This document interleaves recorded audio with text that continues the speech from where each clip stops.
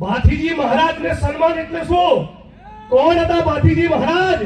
જેમણે માથું આપ્યું લૂંટની સામે.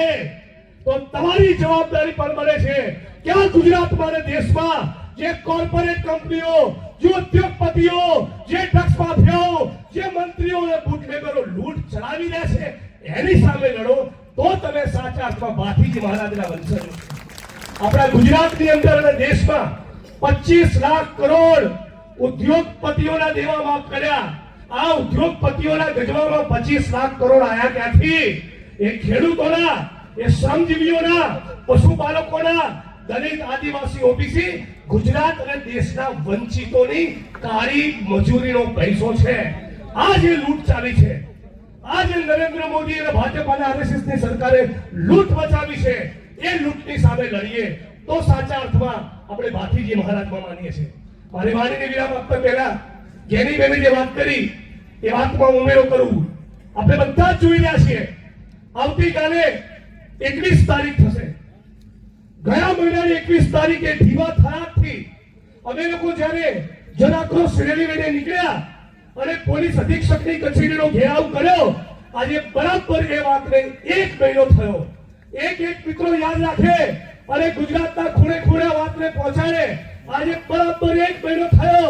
આ 1 મહિના દરમિયાન ભારતીય જનતા પાર્ટીના એક પણ કેબિનેટ મંત્રીએ, પેલા ચોપડી પાસ સુરમા ભોપાલી ગૃહમંત્રીએ અને ગુજરાતના ભૂપેન્દ્રભાઈ પટેલ મુખ્યમંત્રીએ એક માણસે ગુજરાતની જનતાને એવી અપીલ નથી કરી કે મહેરબાની કરીને દારૂ, જુગાર, પ્રોસ્ટિટ્યુશન, ચરસ, ગાંજો અને ડ્રગ્સના ચારે ચડતા નહીં. એક અપીલ નથી કરી. મતલબ કે આ જે ધંધા ચાલે છે તમ તમારે ચાલવા દો, અમારા પેટનું પાણી હરવાનું નથી. તમને જાણીને હેરાનગતિ, આશ્ચર્ય થશે. આ જ્યારે અમે લોકો ઢીવા પહોંચ્યા અને દારૂ ડ્રગ્સનો મુદ્દો ઉપાડ્યો ત્યારે મારા પોતાના મનમાં એવું હતું કે આપણા ગુજરાતમાં 50,000 લોકો એ ડ્રગ્સ લેતા થઈ ગયા.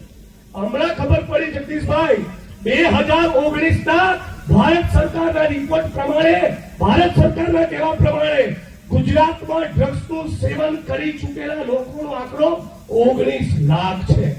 આજે 2026 આવી, ઓછામાં ઓછા 25 લાખ લોકો એ ગુજરાતમાં ડ્રગ્સનું સેવન કરતા થઈ ગયા. પણ છતાં ગુજરાતના ઉચ્ચ આઈપીએસ અધિકારીઓ અને ગાંધીનગરમાં બેઠેલો મંત્રી એમની લાંચ વૃત્તિ અને ભ્રષ્ટાચારની વૃત્તિના કારણે આ ગુજરાતની ધરતી સાથે ગદ્દારી કરતા શરમાતા નથી. મારી બહેનો અને માતાઓ તમને ખાસ કહું, એક મિત્રો યાદ રાખજો, આ ડ્રગ્સ તમારા અને મારા ઘર સુધી પણ પહોંચશે. સોમ, મંગળ, બુધ, ગુરુ 4 દિવસ જીવનમાં એકવાર સ્કૂલ અને કોલેજ સુધી પહોંચેલો તમારો દીકરો જીવનમાં ખાલી 4 દિવસ લેશે ને, 5મા દિવસે એવો બંધાણી થઈ જશે કે મારી બહેનો અને માતાઓ તમારા ગળાનો દોરો તોડી નાખશે. આવી ઘટનાઓ ગુજરાતમાં બની છે. એક ઓફિસરે ફોન કરીને કીધું, માનની અમિતભાઈ, કે તપેલી અને ઘરની ડોલ વેચવા માટે લોકો નીકળ્યા છે, ડ્રગ્સના બંધાણીઓ. આપણા ગુજરાતની આવી હાલત. આ ગાંધી, સરદાર અને રવિશંકર મહારાજની ધરતી, ઇન્દુલાલ યાજ્ઞિકનું ગુજરાત કયા રસ્તે આપણે લઈ જવા માંગીએ છીએ? 25 લાખ લોકો ડ્રગ્સનું સેવન કરતા થઈ ગયા. માનનીય મુખ્યમંત્રી એક શબ્દ બોલવા તૈયાર નથી. કયું ગણિત કામ કરે છે?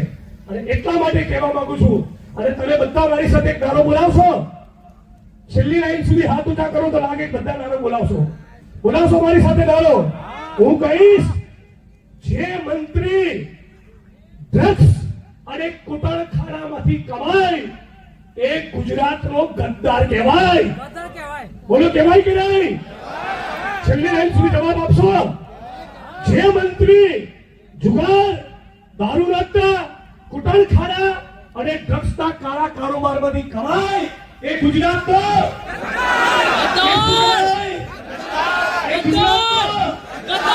શું કહેવાય? આવા ગદ્દારોની સામેની અમારી લડાઈ છે. અને આવા ગદ્દારોને કહી દઉં છું, આ ફાગવેલની ધરતી પરથી એક નહીં 50 વખત વળગાવાઈ જશે. તને વળગામમાં બી જોઈ લઈશ, બનાસકાંઠામાં બી જોઈ લઈશ, અને મારામાં શ્વાસ છે ત્યાં સુધી સંઘીઓ તમને દેશના ખૂણે ખૂણે જોઈ લેવાના છે. હમણાં મોટા ઉપાડે પોલીસના કાર્યક્રમમાં બંદૂક ઊંચી કરવા ગયા હતા. હાથ લબડી ગયો અને આ સુરમા ભોપાલી કેસ્ટો મુખર્જી આ સીન સપાટા બંધ કર ભાઈ ગુજરાતમાં દારૂ જુગાર ને ડ્રગ્સનો કારોબાર બંધ કર આ તમારી ભ્રષ્ટાચારની વૃત્તિના કારણે આપણું ગુજરાત મારું ગુજરાત આપણા સૌનું ગુજરાત બરબાદ થઈ ગયું છે 72,000 કરોડનું ડ્રગ્સ દરિયા કાંઠે આવ્યું ક્યાંથી આવ્યું કોઈ જવાબ નહીં શાળા કોલેજ યુનિવર્સિટી હોસ્ટેલોમાં ડ્રગ્સ પહોંચી ગયું કેમ પહોંચ્યું કોણ કમાય છે એનો કોઈ જવાબ નહીં અને હવે જેની બેને કીધું એ પ્રમાણે અમદાવાદમાં હમણાં એક પોલીસ કોન્સ્ટેબલે 4 લાફા મારી દીધા મહિલાઓએ અરે શરમ આવી જોઈએ તમને શરમ આ થાકો ફોદાર આ સીટ સપાટા કરવા વાળા ભાઈ શું કહે છે પોલીસ કર્મચારીઓ કોઈનાથી તમે ડરતા નહીં આ બુટલેગરો કાન પેટા તોડી નાખ્યા 28 પોલીસ વાળાના આ બુટલેગરોએ 28 જગ્યાએ પીએસઆઈ પીઆઈ સુધી પોલીસ વાળાઓના ટાંટિયા તોડી નાખ્યા દોડાઈ માર્યા હમણાં દિયોદરમાં પોલીસ કોન્સ્ટેબલોને માર્યા ત્રાસ તો તમે જુઓ સુરેન્દ્રનગરમાં પોલીસ ઇન્સ્પેક્ટર ઉપર ગાડી ચલાવી દીધી આ બુટલેગરોનો આટલો ફાટવા ચડ્યો છે અને એક શબ્દ બોલતા નથી ગુજરાતના મુખ્યમંત્રી હોમ મિનિસ્ટર મતલબ કે ક્યાંક ને ક્યાંક આ પાપમાં એમની ભાગીદારી છે આ લોકોને તમે ઓળખો એટલું કહીને મારી વાણીને વિરામ આપું છું તમારા વિસ્તારમાં પણ જ્ઞાનીબેને કીધું પ્રમાણે બરાબર લિસ્ટ કરાવો દારૂનું જુગારનું ડ્રગ્સનું ચરસનું ગાંજાનું કોંગ્રેસ પાર્ટી ડંકાની ચોટ ઉપર તમારી વચ્ચે આવીને ઊભી રહેશે જે પણ બહેન દીકરીઓ માતાઓ મુદ્દે લડવા માંગતી હોય અમારો સંપર્ક કરો કોંગ્રેસ પાર્ટી હેલ્પલાઇન જાહેર કરેલી છે 9990 89 365 ઉપર ફોન કરો અમે તમને વચન આપીએ છીએ કોંગ્રેસ પાર્ટી કોંગ્રેસના સિપાહીઓ અડધી રાતે તમારી વચ્ચે આવીને ઉભા રહેશું આ કહીને મારી વાણીને વિરામ આપું છું